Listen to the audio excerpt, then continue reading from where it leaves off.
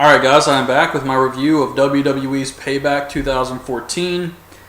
And you got the pre-show match, Torito versus Hornswoggle, mask versus hair. Very predictable finish here. Of course, Hornswoggle's going to lose this match. He tries to rip off Torito's mask, and he just reveals another mask. So it was one of those things. Torito hits Hornswoggle with a moonsault, gets the win. He's shaving his head. It was taking so long that Hornswoggle just ended up with a mullet type thing. They really just shaved the top part. But fans were into this. They really popped when 3MB and Los Matadores were hitting dives on each other. And it was fine for what it was. I don't mind these pre-show matches with Torito and Hornswoggle. I thought it was pretty entertaining stuff. Then the show starts. You get Sheamus versus Cesaro for the U.S. title. Cesaro swings Sheamus around, and when he drops him, he's dizzy. And Sheamus grabs the dizzy Cesaro, gets him in a small package, and gets the win. So Sheamus is still your U.S. champion. I thought this finish was decent. They're probably going to continue this feud. The match wasn't bad. It was a good match. I just wasn't really interested in this one. The build-up to this, the storyline, just didn't interest me at all. But it was a good match. Then you got the Rhodes Brothers versus Ryback. I was even less interested in this. This match was just kind of thrown on the card. Cody goes for the disaster kick. Ryback catches him, hits Shell-Shocked for the win. Afterwards, Cody Rhodes tells Goldust, "You deserve a better partner than me," and he walks off all sad. So before, Cody was getting pissed off at Goldust. They were kind of teasing a feud. Then they dropped that. Then everything was cool. And now Cody thinks Goldust deserves better. So who knows what they're doing with these guys. But Ryback went over. And Ryback has actually been having some pretty good matches. So Rusev versus Big E. These two guys here, the waving flags thing is just completely silly. They did it on SmackDown. They did it again here. Rusev is waving the Russian flag. Big E's waving the American flag. They wave them back and forth at each other, and they just look like a bunch of goofballs out there. It's very stupid. So they had a really short match. Big E taps out to the camel clutch. Rusev goes over, and that was pretty much it. Nothing special at all. Yeah, Big E is... I think he's headed towards Fandango territory. Bo Dallas versus Kofi Kingston, another match added on. Well, it wasn't even a match, really. They wanted to get Bo Dallas on this show, which is a weird choice. You would think Adam Rose. If they could only get one, you would think they would go with Adam Rose, but they went with Bo Dallas. I thought he did a fine job out there. Before the match starts, Kane comes out.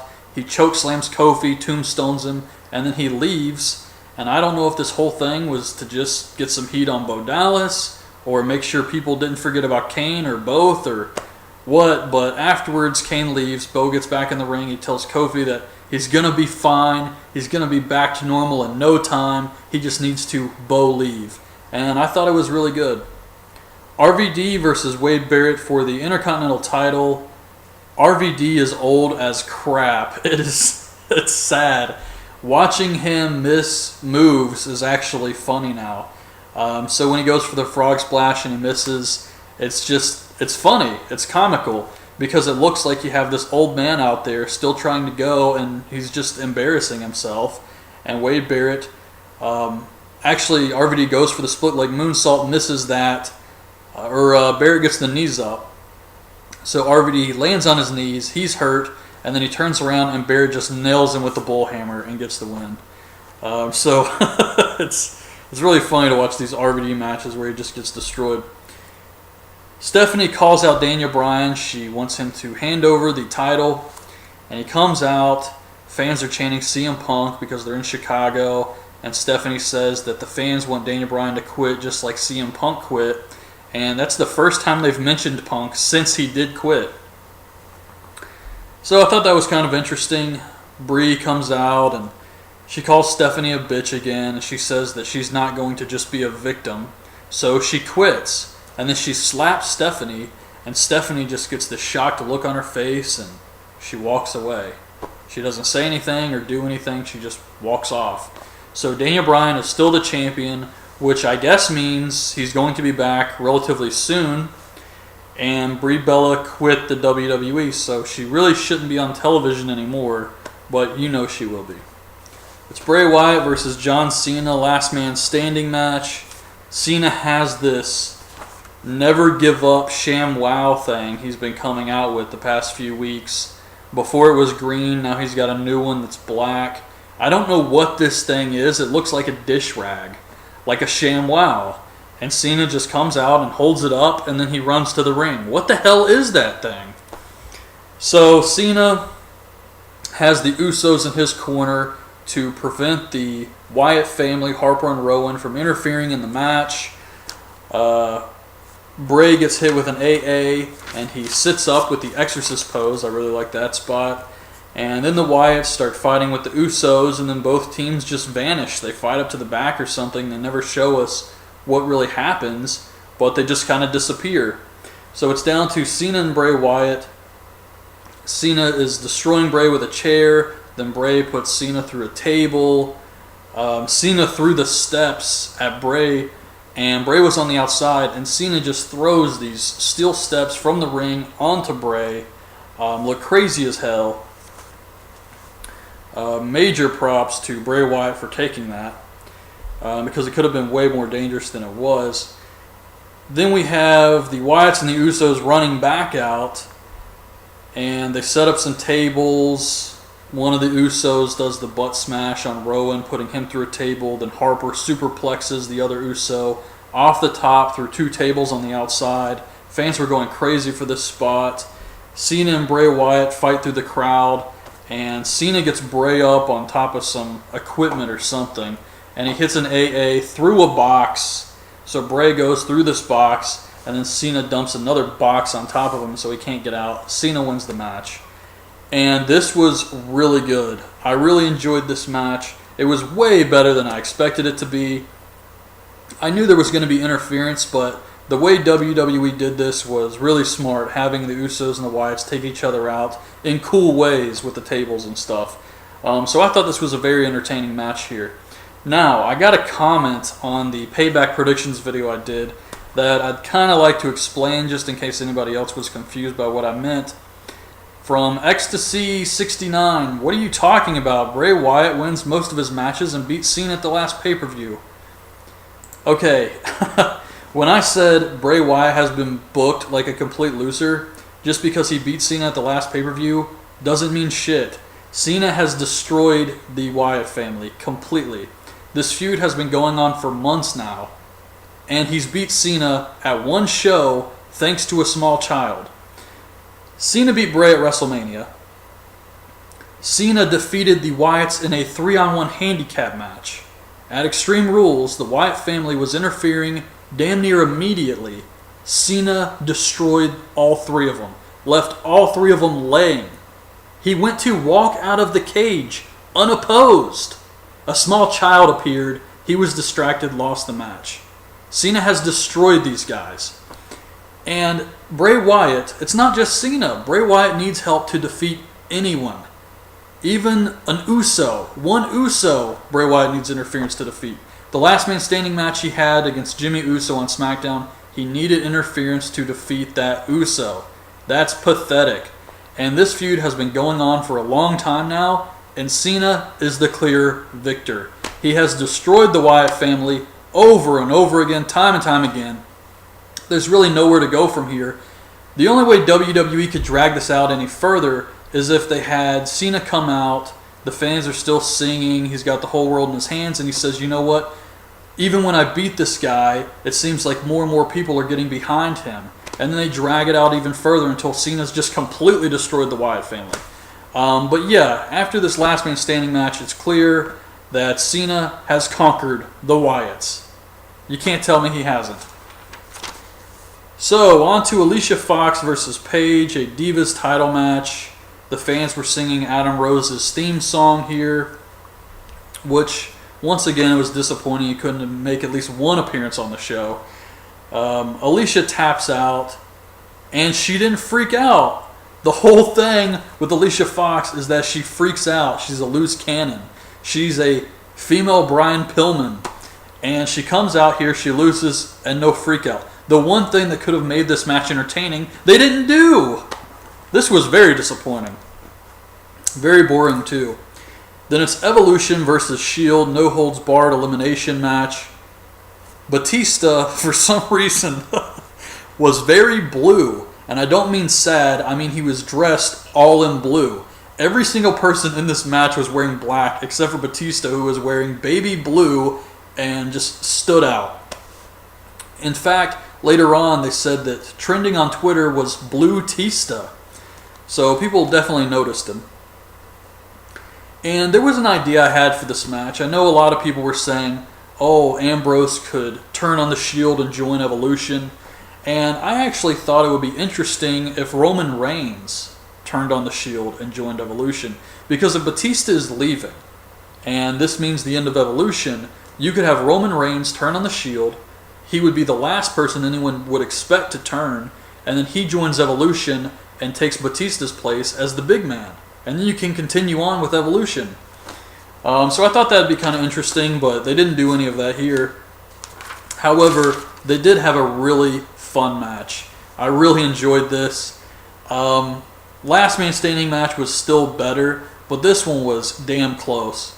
Evolution just takes the Shield apart, destroys these guys. They put Reigns through a table, they cane him, they hit Ambrose with the drop DDT on the concrete, they just beat the crap out of him with chairs. The Shield was destroyed. So I'm watching this thinking, how is the Shield going to overcome this and make their comeback?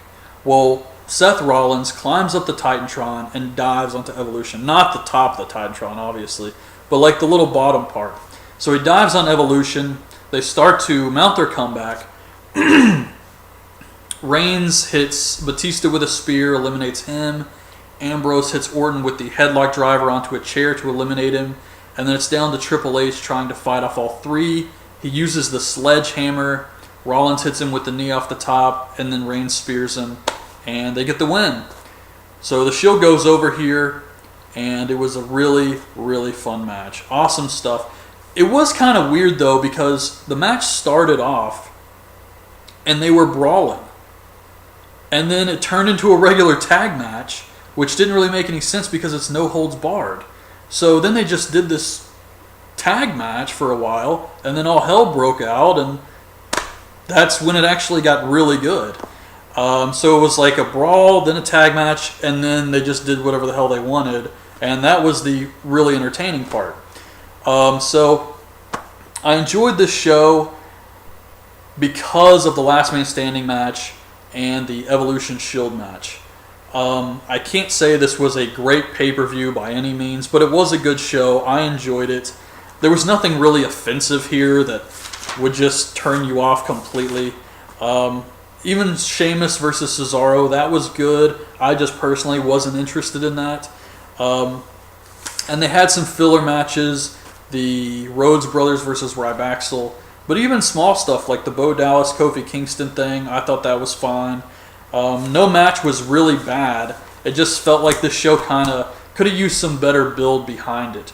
But two main event matches definitely delivered, in my opinion. And of course, we found out that Daniel Bryan is still going to be the champion, which is good news. So that's my review of Payback 2014. Hope you guys have enjoyed the video. Leave your thoughts on the show in the comments, and thanks for watching. Bye. They really just shaved the top part. But fans were into this. They really popped when 3MB and Los Matadores were hitting dives on each other. And it was fine for what it was. I don't mind these pre-show matches with Torito and Hornswoggle. I thought it was pretty entertaining stuff. Then the show starts. You get Sheamus versus Cesaro for the U.S. title.